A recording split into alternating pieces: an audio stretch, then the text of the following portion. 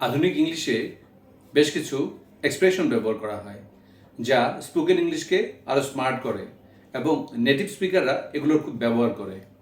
কীরকম? যেমন I am bursting. এটা কখন ব্যবহার হয়?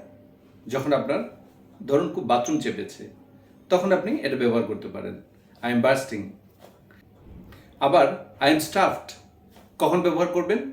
আপনি ধরেন অনেক খেয়েছেন, আপনি লুড হয়ে আছেন, আপনি তখন ব্যবহার করতে পারবেন আই এম স্টাফড। আবার আই এম ব্রোক কখন ব্যবহার করবেন? আপনার কাছে যখন কোনো টাকা নাই এটা বোঝাতে। আবার আই এম ইন কখন ব্যবহার করবেন? আপনি রাজি আছেন কোনো শর্তে, এরকম একটা কিছু বোঝাতে, আই এম ইন। আবার আই এম বিট কখন ব্যবহার করবেন? আপনি খুব ক্লান্ত, এরকম বোঝাতে আই এম বিট।